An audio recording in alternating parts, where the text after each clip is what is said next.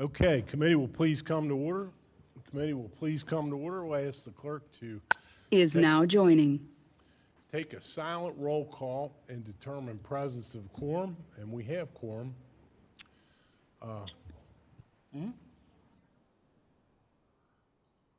Okay.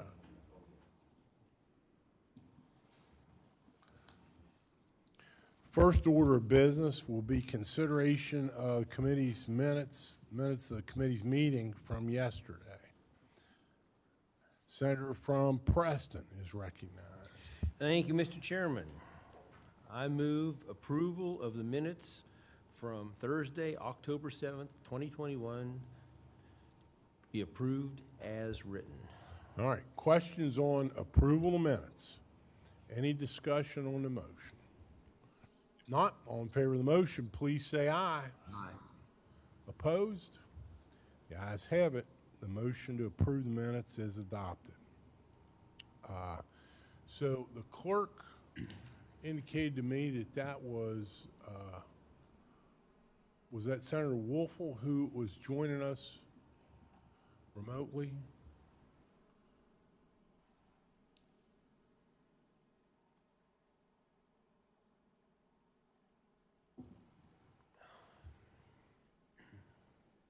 Don't seem.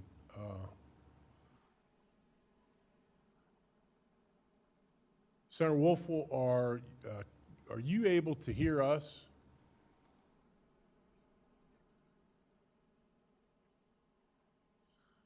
Senator Woelfel, we're advised to ask you to hit *6.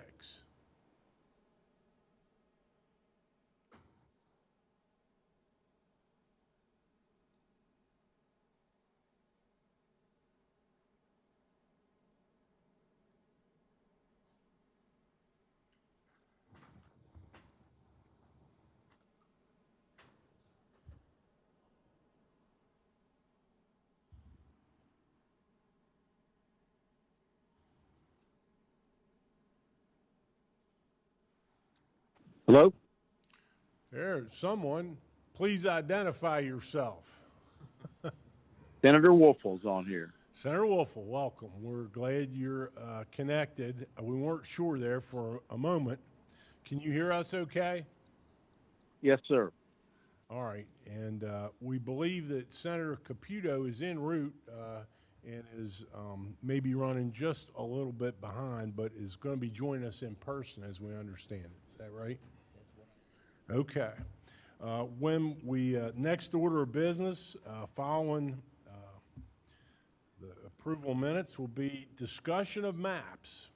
And we've got lots and lots of maps. We get more maps, more and more maps every day, it seems. Let's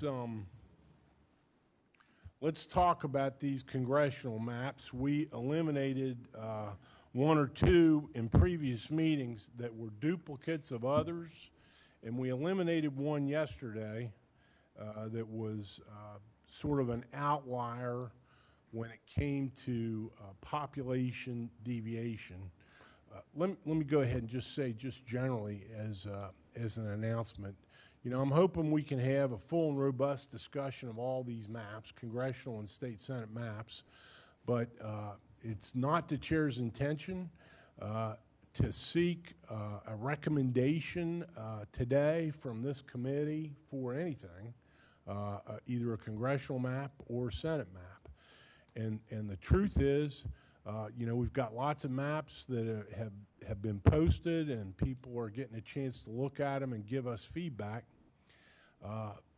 And we've been getting some feedback from the public and some from our colleagues. Some of our colleagues in the Senate, I'm sure, have called each of us and said, you know, what the maps they like or don't like. But, you know, my belief is that with a committee of 9 persons, as we're currently constituted, we're gonna have to wait till we get everybody here. You know, the latest information we have is that the governor is expected to call the whole legislature into session on Monday.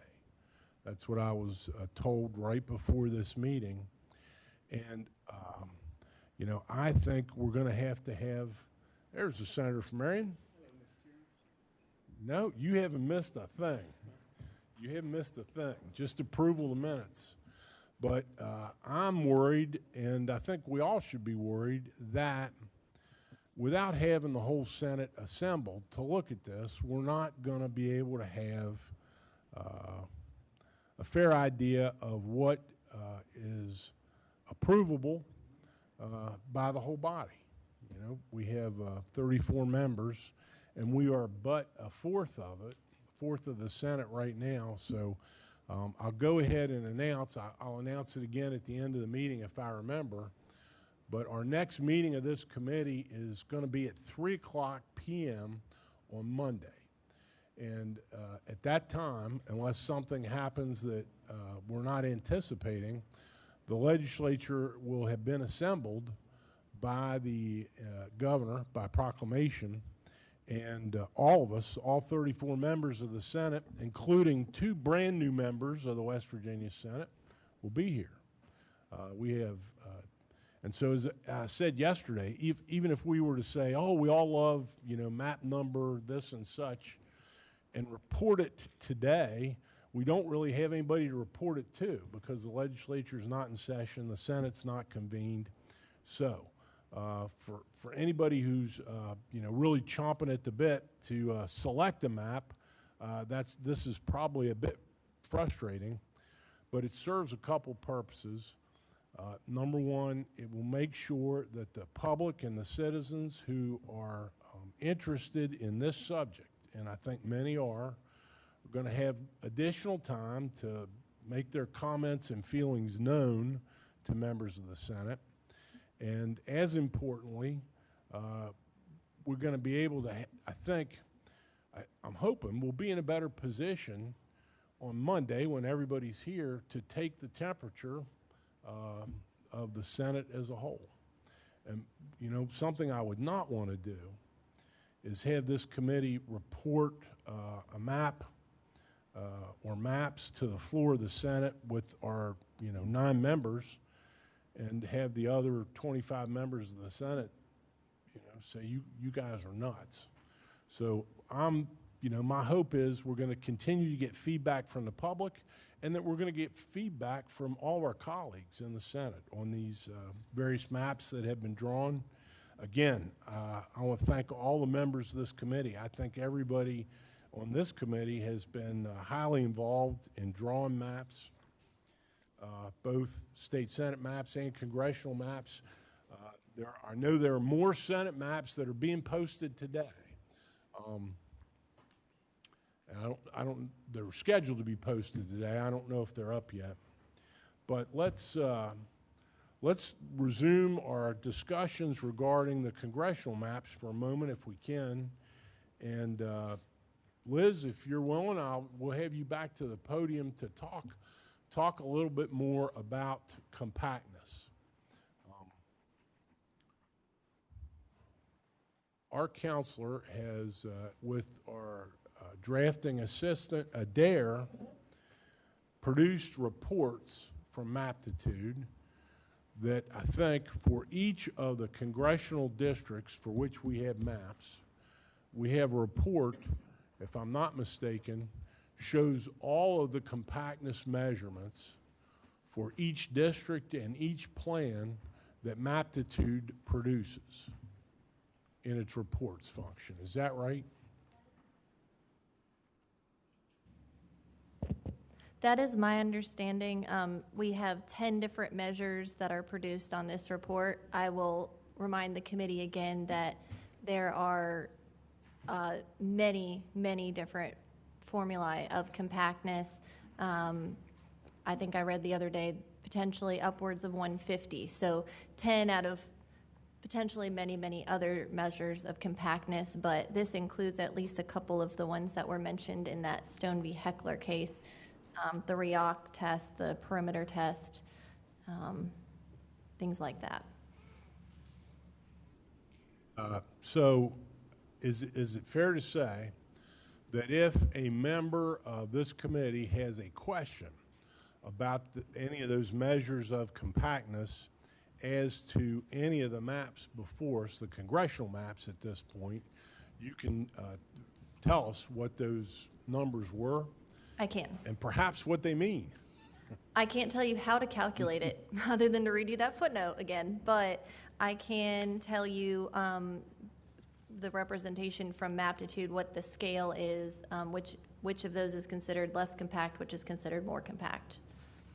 Okay, well, let's talk about, if you don't mind, one measurement of compactness, which seems to me to be perhaps the simplest to understand, and that is the perimeter, the total perimeter, right? And what that does, as I understand it, is it measures the total perimeter of the districts and adds them together.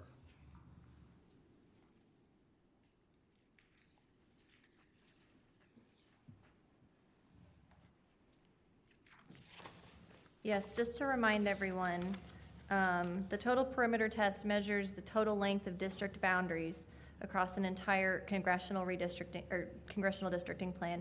In the perimeter test, the lower the total perimeter, the more compact the plan. And that's again reading from Stone v. Heckler, 1992 case. Okay, and Liz, if you don't mind, would you, wait, hold on. Senator from Preston seeks recognition. Thank you, Mr. Chairman. I'd like to, for the council to field a question for me, if she would. Certainly. Senator may proceed. The total perimeter test, are you saying that if there were 5 districts, you would take the perimeter of all 5 of the districts and add them together, and the smaller of all the different samples would be the most compact? In our case, we only have 2 districts. What I have in my compactness report is the perimeter of each of the districts and then the sum of those perimeters. So you're saying that the sum of all of the perimeters together, if you had 3 different maps, the sum of the perimeters of all the districts in each of those maps individually, the one with the smallest sum would be the most compact? That is the best to my understanding, just based on the measures that are given here. Okay, and that would be easy for you to determine from the mapping software? I do have that, yes, for any of the maps any of the congressional maps that have been posted so far. Okay, thank you. Thank you, Mr. Chairman. Thank you. So, Liz, just so the committee can get a flavor of what that reveals for the, are we down to 20 or 21 maps? I know we eliminated a few. We've eliminated 3. We have maybe 21 total. And I don't, can you give us, give the committee sort of the range, maybe what map has the lowest total perimeter score and which one has the highest of all the 21 that we have, that we've been looking at? I will have to flip through and see.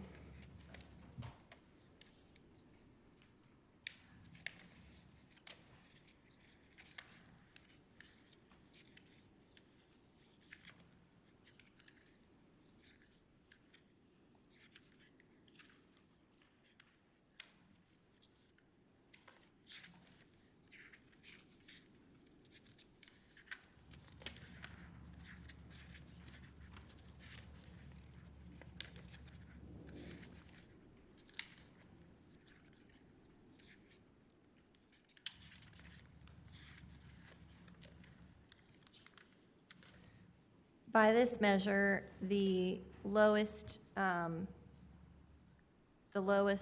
the perimeter test, the lowest sum of the district perimeters is Trump number 12, which is 1,685.23. And that's miles, I guess, right? It's a measurement in miles. Say it again. 1,000. 1,685.23. And I'm not sure of the unit of measurement, whether it's miles or kilometers, or it doesn't specify for me.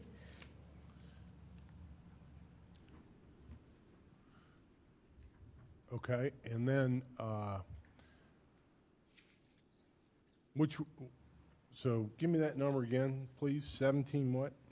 1,685.23, which is the sum of District 1, which is 971.08, and District 2, which is 714.15. Okay. So, the sum of, is that, my eyes aren't good enough to see. Is the map that we have on the screen the one you're talking about? or- No, let me just put that in full screen mode.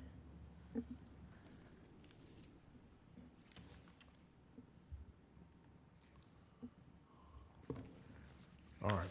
Is that it? The one that you referred to has Yes. the lowest? So say the numbers again for each district and the total.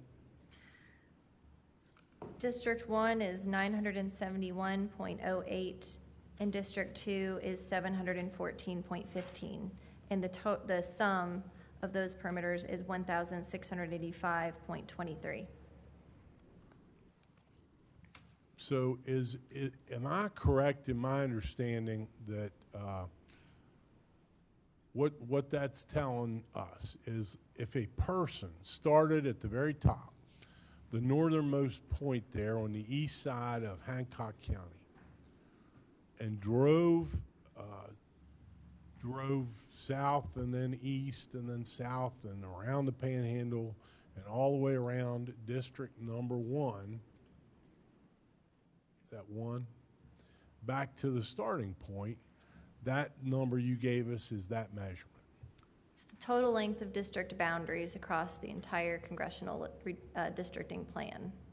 All right, and that is, you said 900 and something. And then the same thing for District 2. But the total perimeter is the sum of the two districts. Correct. All right. Now, it's interesting to me, I'm just gonna make this observation that even that, which one is that, 12? Mm-hmm.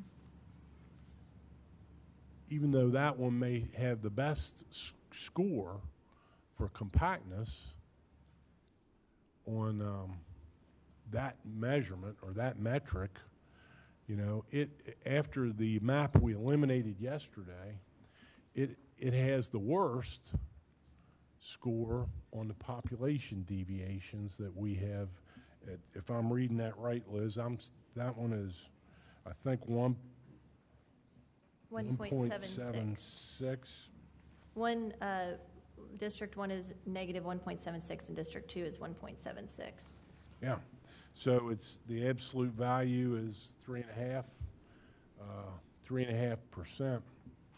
So even though it scores well and under that metric on compactness, it's the worst one we have remaining on population deviation, isn't it?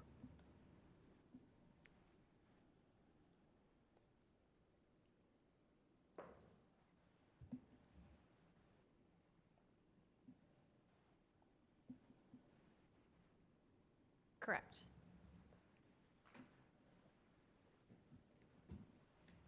All right. Now, were you able to identify which map has the, I guess, the greatest mileage, the worst under that metric, the worst perimeter, the largest total perimeter, I guess, which map? Total perimeter for two districts. I can get that for you in 1 minute.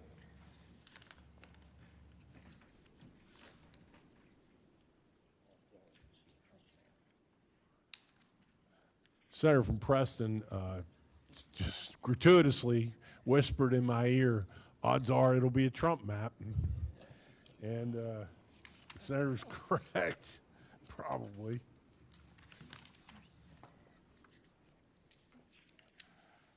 Thank him for pointing that out.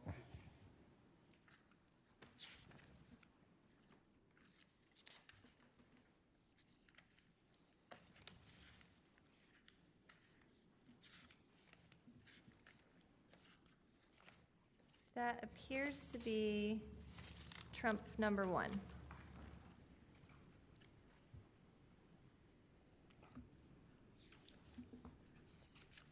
Let me find it.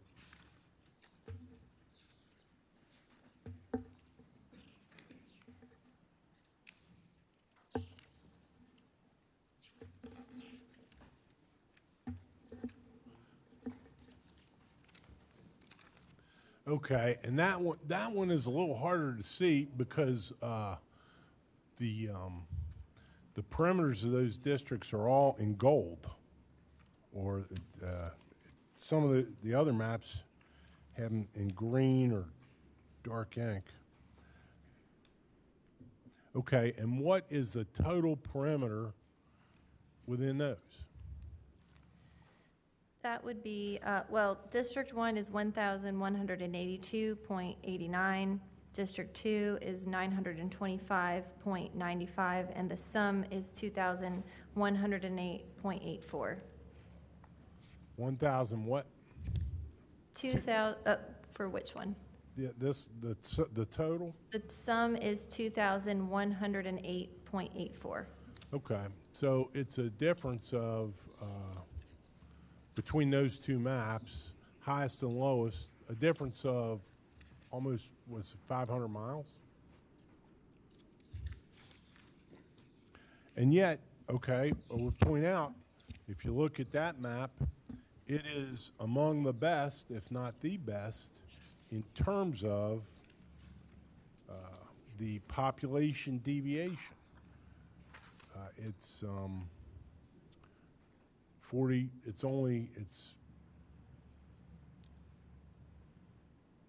48 people different, is the way I read that. So, I don't know. I'll just make the observation, this highlights, in my opinion, the balancing that this committee and ultimately the whole Senate, whole legislature is going to have to do, because those are both constitutional requirements.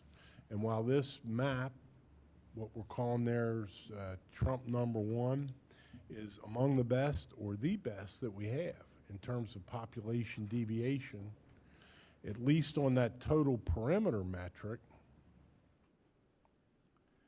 it scores worse on compactness than the others. Population equality and compactness are both constitutional requirements for us, as are, again, contiguity of territory and adherence to county boundaries, you know. Now, in all the congressional maps that we've looked at, and all of them that we have before us, I think it's safe to say every one of them contains districts that have contiguous territory. We don't have any maps that we've looked at or we have before us that contain any non-contiguous portions. US. All right, and it is also true to say, is it not, that every single map we have before us, every congressional map, adheres to our constitutional requirement that no county be divided between two congressional districts. Correct. They're all whole counties. So 2 of the 4 constitutional criteria by which we're bound are constant and equal throughout all these maps. And the two criteria where there are variances or a range across the different maps are population and compactness. And as Liz said yesterday, there are other ways to measure compactness. If you would, Liz, you have the REOC scores for all the maps. I do. All right. So let's stay for a moment on this one, Trump 1. And remind us that the REOC score is the calculation where you create a diameter of and you draw a circle. You find the farthest 2 points on the map. You draw a straight line between those 2 points and make that the diameter of a circle, right? And the REOC score, as I understand it from my reading, is the ratio of the area of the district that you've drawn to that circle in which it would be inscribed. Is that a fair statement of the formula as you understand it? I believe so, but let me just reiterate the footnote for clarity for Please everyone's do. purposes. The REOC test locates the 2 points on each district's perimeter that are furthest apart, and then uses the distance between the points as a diameter to construct the smallest circle completely encompassing the district. The ratio of the district's area to the area of the circle is then computed, resulting in a number between 0 and 1. The nearer the ratio is to 1, the more compact the district under this measure. Okay, so I think that's right. You take the farthest 2 points from each other in a district, and you draw a straight line between them, and then you make that the diameter of a circle that you draw around the district. And this test measures the ratio of the district you've drawn to the area of that circle. So, and it is a measure of compactness. Correct. Am I correct in saying that Trump 1 that we have up there on the board now, which has a pretty high total perimeter, but is tied or is the best? Is now exiting. Uh-oh. That was all he could take. Yeah. Has the highest, the best compactness score on the REOC metric. Well, so on this report, what it gives me is the score for each district, similar to perimeter, but it also gives me the mean of the two, and so based on the mean,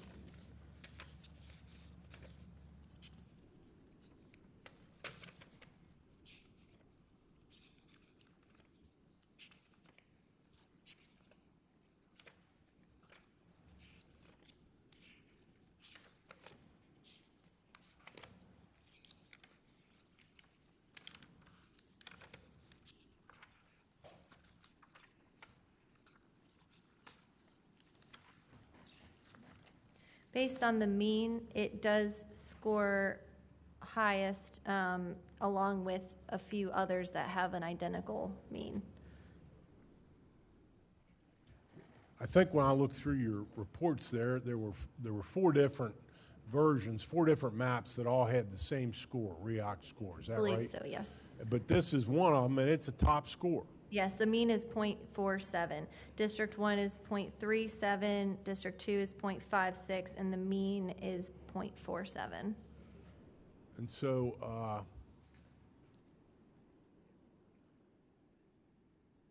it's just interesting to me. We have 2 different measurements or metrics for measuring compactness, and you have one map that scores best on one and worst or near worst on another. And those are just 2 out of, what did you say, 10 measures that Maptitude will produce for us. And potentially many more. But those 2 are ones that are cited in the court cases, in the court case that you read to us the other day. Correct. All right. All right, I've been monopolizing counselor's time. Anybody else have questions for Liz on any of this?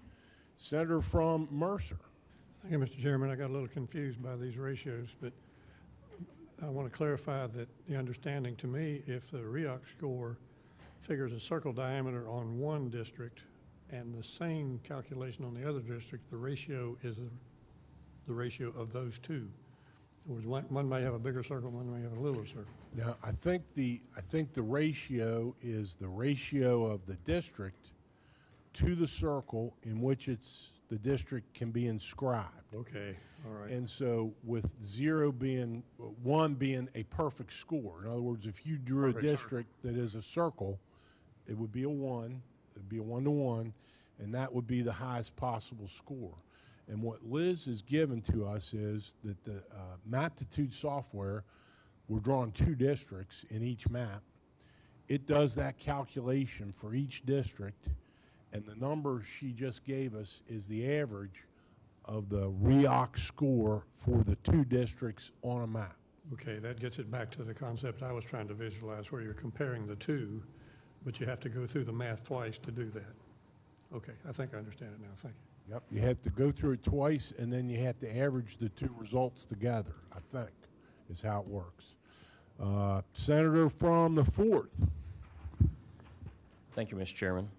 Council, I know we have measures of compactness, and then you have where we have to have a whole county. That seems pretty straightforward. There's no measure of contiguous, is there? There's no one way that a map can have more contiguous boundaries than others. For instance, when we're looking at Trump 1, and you have kind of two counties that kind of hang out there by a thread, that's no less or more contiguous than any other map that we have. It's not considered, it's not on a rating scale or a ranking. It's just, it is or it is not contiguous. Okay, thanks. Yeah, it's binary, I guess. Either it is or it isn't.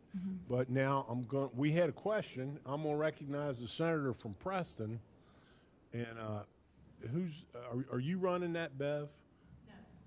Can you make the map bigger down at the southeast corner of the state?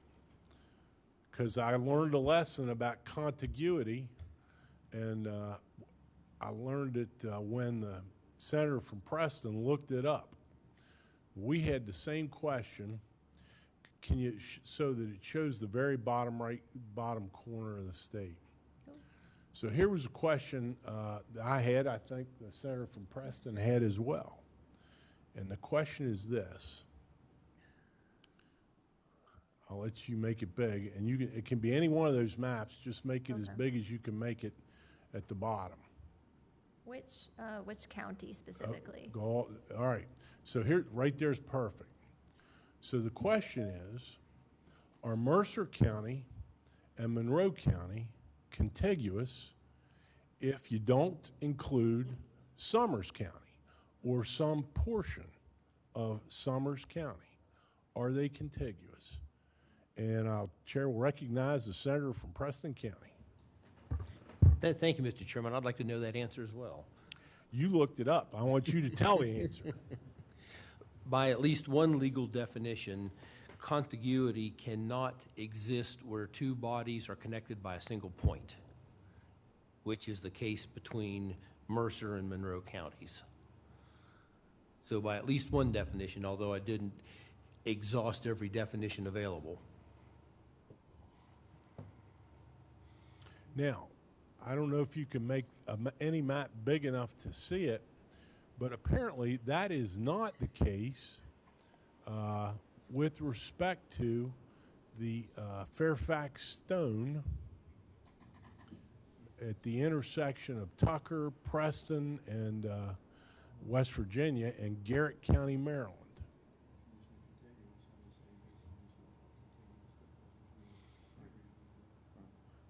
If you would please go to the top there, and I'm gonna, all right, and to the right and a little south. You're going west. Yeah. Senator from Preston.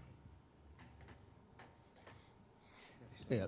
Even though the map would appear that Preston, Tucker, and Grant counties connect at a single point at the southern point of Garrett County, Maryland, the fact of the matter is that the definition of the boundary for Maryland is from the headwaters or the spring which feeds the Potomac River, and then in a true north line. Well, the Potomac River emanates from the Fairfax Stone, yet travels in a northwesterly direction for about a quarter of a mile before it turns and goes to the northeast. And in that little loop, Grant County connects up against Preston County. So there's actually, Preston and Grant counties are contiguous for that small area.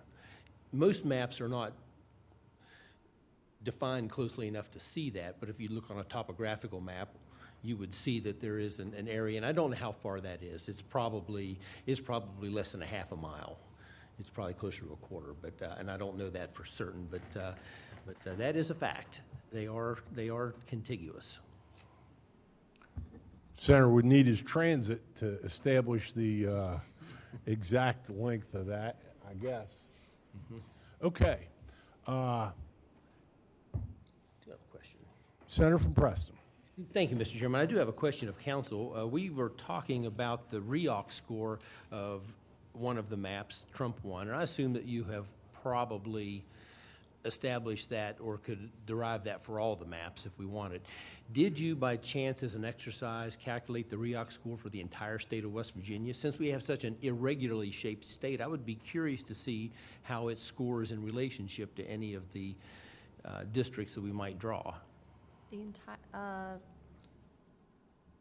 I don't think that, well, I do not have that. I'm not sure if that can be calculated through our program, and I do not have that measure. I see. So if you made the state just one district?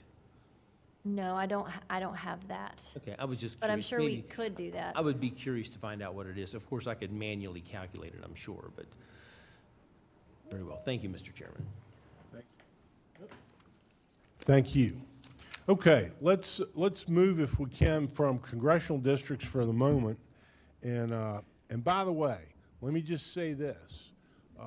Anybody who would like to have, Is now joining. any member of this committee who would like to have a photocopy of the Maptitude report that it runs, that it prints out on measurements of compactness for those congressional districts, we have them. We could photocopy them, couldn't we, Liz? If you want, you know, a particular district or even all of them. It's just a matter of photocopying. It's a couple pages for each district, isn't it? Yes. So we have 21 congressional maps we're still looking at right now. I note, but anyway, let us know and we'll get you copies of them. Okay, let's talk for a moment, if we can, about Senate maps. I'm looking on the internet right now, and a couple more have been posted. They were just posted today, so they're, you know, formally can't be considered for adoption. But since we're not adopting any today, I don't suppose there'd be any harm in talking about those as well as any of the others that are up there. I think right now, if I'm counting correctly, I think we've had 10 different state Senate maps, proposed state Senate maps that have been posted to the internet. And I'm not suggesting that comments or discussion has to be geared toward a particular map. I will just say the floor is open for anything that anybody wants to say about Senate maps, Senate districts, generally.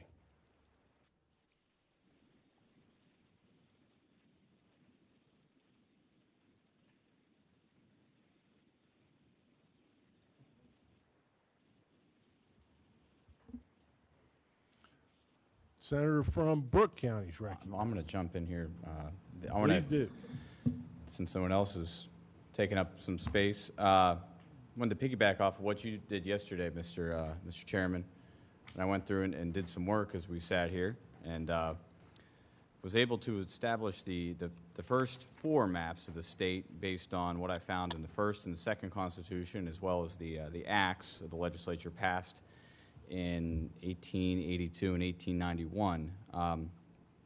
Kind of interesting in that, you know, my district, the first, really hasn't changed historically. It's been Hancock, Brooke, and Ohio. At some point, Marshall County kind of dipped up into the first district, but now the second district dips down into Marshall. But back in the first state constitution, we only had 9 districts, and you know, we didn't even have an Eastern Panhandle at the time. And so it was a much different population as we looked at it. You know, we were also minus a few other counties, Lincoln and Mingo, Summers as well. And then in the second state constitution, we had 12, but by this time we had a panhandle as well. And in 1882, we went to 13 districts. And by that time, we had them all except Mingo still was not a county. And then in 1891, we were at 13 again, and didn't go to 15 until 1901. And so we've historically, seen some of the boundaries that have stayed the same, my district being one of those, but, a lot of others have switched around. I was talking with the Senator from Marion here next to me, and the Marion County up until 1901 was always with Marshall and Wetzel, and then after that it was a part of Mon County. Kanawha County kind of shifted who it was in a district with.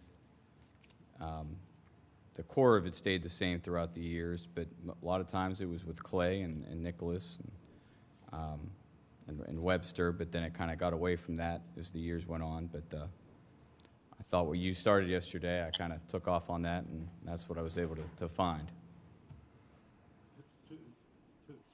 Brooke, the chair is really appreciative of that. And I know that's probably not easy research because the Blue Books, West Virginia Blue Books, don't go back into the 19th century. They were a creation of the 20th century. So I'm guessing that you had to go through old acts of the legislature to find those. Is For that the right? for the 1882 and the 1891, yeah, I had to go into the acts because the other two were in the Constitution itself, but I had to go into the acts and just kind of go through different years and find which ones it was included in. Has the senator from Brooke provided those to our staff? I think they have. We drew maps on it based on it yesterday, but I don't know to what level they kept. Well, if without objection, I'm going to ask you to do that. I think if nothing else, if we posted them to our website, I think they might be of interest to people who, so that would, and maybe those subsequent Blue Book ones too. I don't think we posted those either, the ones I had in committee the other day, but there might be West Virginians who are interested in seeing the history of and the evolution of those districts over the course of the last century and a half. Do you have one of them you like better than the others from the 19th century? Yeah, what's that part? I like the one where we have the Panhandle, the Eastern Panhandle. That one's. I didn't want to exclude them. No, I mean, like I said, my district stayed kind of pretty much the same until Marshall County came up a little bit, and now, like I said, we go down, or Ohio County goes down into Marshall. So, but you can see cores of certain districts kind of sticking together most of the time, and then just the outer parts of it deviating. All right. Anybody want to say anything generally about maps that we've seen or got posted so far? Or even if not specific about maps, about just the Senate redistricting process generally. I don't know, I guess I can make this as an announcement. I don't know that we know yet exactly how this goes on when the legislature convenes on Monday.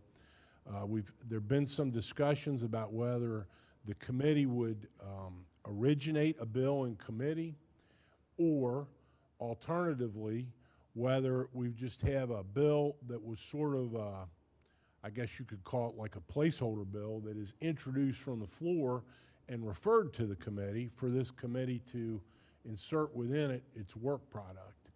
And I expect that probably Monday we'll have a clear answer to that. I know that, perhaps the distinguished senator from the 4th, this is a little bit off topic, but I saw yesterday a list of potential supplemental appropriations that the legislature may be called upon by the governor to consider next week, and the list I saw was quite lengthy. Senator from the 4th want to illuminate any of us on what he may know or about that at this point? Sure, and I was going to just comment on the process part that you'd asked about too, and I just wanted to compliment the staff that's been working on these for the senators and for the public. This is not a small, easy task to do, to draw these congressional maps we talked about when we first started. Let's try congressional maps because maybe that'll be easier. we talked about, right, when we first started, because it's 2 districts. And because the rules are a little tighter to go by because you can't split counties and things, so we thought, okay, maybe that'll be a little bit easier. It takes a lot of work just to go back and forth on 2 districts, but when we're talking about 17 districts and counties have to be split, and the population is, we're not going from, 3 to 2. We're going from dramatic changes in populations to huge area shifts in Senate districts. And so I know the staff, when they're going through, and it's a very involved and complicated and sophisticated program that does all this and compactness and all these things that test. But I'll tell you what, it takes a person who has attention to detail and committed and devoted to the process to get these done for us. And I just want to say thank you and recognize them for that. But aside from that, for tomorrow, because of the money that has come into... Not tomorrow, please. Oh, yeah, not tomorrow. The days have been running together at this point. So I understand. Whenever we come into special session, on the call of the governor, and we'll be handling his appropriations, it is the largest list of supplementals I've seen in my time around here. I think there was probably no less than 50 that were on there, and it's still growing. The money that has come into the state agencies through the ARPA funding part of things, where it goes into an agency and they are directed to spend it in this manner, and then we have to go in and give spending authority. At a glance, we're probably going to be given spending authority on around $1 billion in this, if the legislature so chooses to do that. If we don't, then the money can't be spent that's been put in from the federal government, essentially, because it's all directive spending. So it's substantial. So I appreciate the work you put into here. You're going to have to hear too much of me talking when it comes to a special session, I think. Well, the Senator from the 4th, the distinguished Chair of Finance, thank you. And I guess the takeaway from all this is we're all going to be very busy next week with redistricting, of course, but many more things. And I think from what I'm hearing, that the governor may be proposing other bills for us to consider and examine.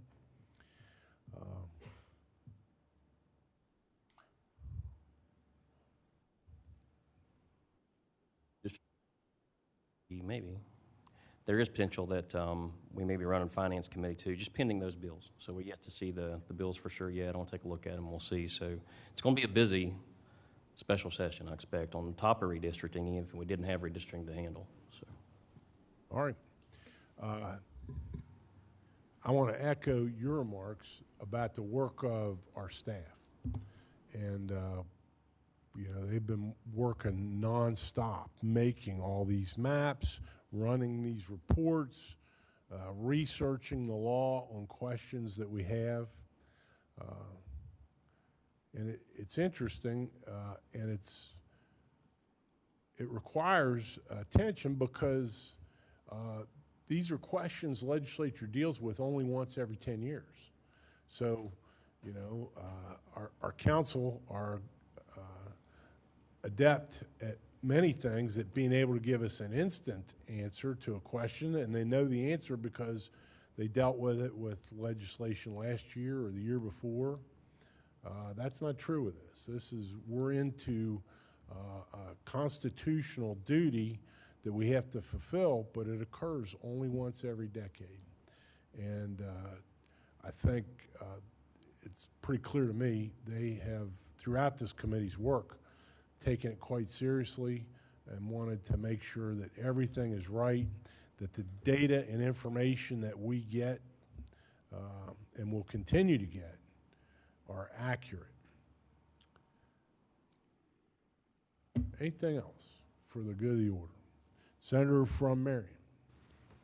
Thank you, Mr. Chairman. We may disagree on maps, but I think we all agree on the work that staff has done. There's no question throughout the public hearings and throughout this committee process. And I know I speak for every member of this committee when we say you've done yeoman's work. Thank you very much. But, Mr. Chairman, I have a couple procedural questions, I guess.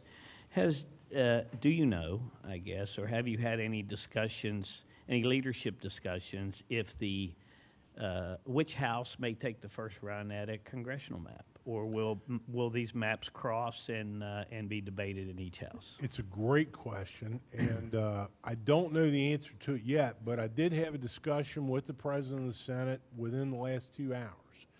And he's going to, I think, speak to the Speaker of the House, and they're going to make a decision on that as to which house will, go first.